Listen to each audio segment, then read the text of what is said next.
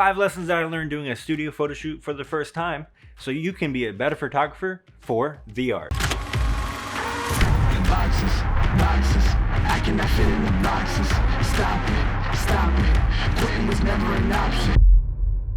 Hey, my name's Dad Taffy, and we're going to talk about the 5 lessons that I learned doing my first studio photo shoot with a model that wasn't me. We'll get into that in a different video, but for today, we're going to focus on this one. I asked a friend if they want to be a part of a photo shoot since they're visiting in Florida, and I was like, hey, you may not get the opportunity again to do a photo shoot, and they agreed. Lesson number 1, purpose of the photo shoot. Man, going into this, I had no idea what the purpose of this photo shoot. I just said, hey, let's get some dope shots. If the purpose was getting dope shots, well, I think I completed it because I definitely got some dope shots, not to be confident, cocky, writing that line. But overall, the purpose to a photo shoot, when someone asks you, they're coming to you for a reason, whether it may be a clothing line, maybe a trait of their appearance they want to highlight, or the essence of their personality. These questions are important to know because once you know them, creativity takes a hold to be like, oh, I can do this, this, and this,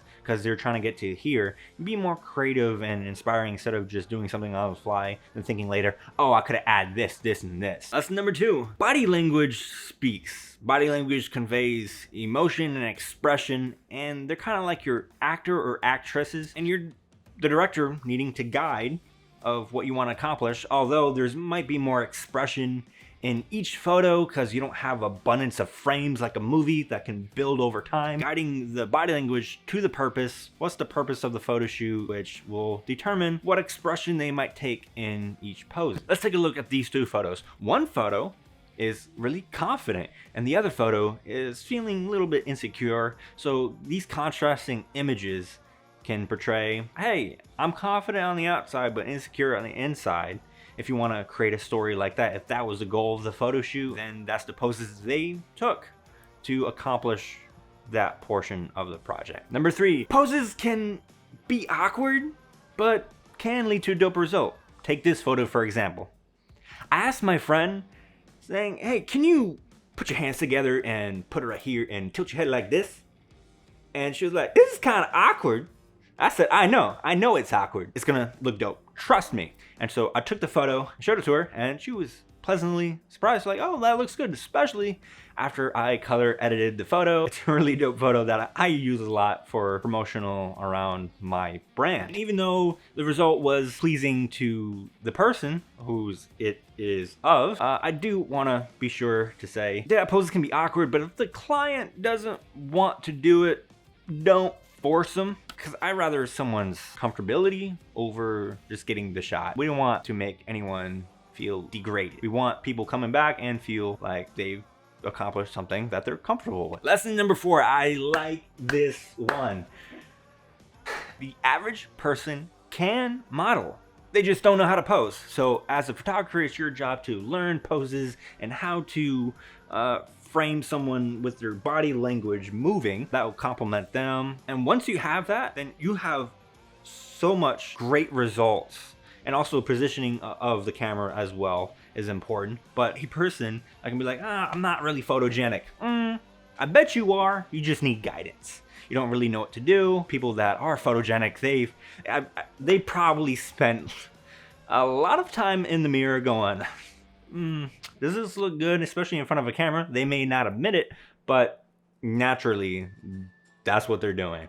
That's what I'm doing before all my photo shoots now is I'm like, can I do this pose or whatever? Does this look cool? So it cuts down on time as you try to figure out these poses for other people that you can assist. And the 5th lesson learned. The model learns from you and you learn from your model. And as you're doing these poses and these ideas that you have, there comes a point where I just run out. I'm like, man, I know there's more, but I don't know if I captured everything. So what I like to do is, since I don't know everything, I like to ask my model saying, hey, do you have any poses that can contribute to this project that you have an idea towards?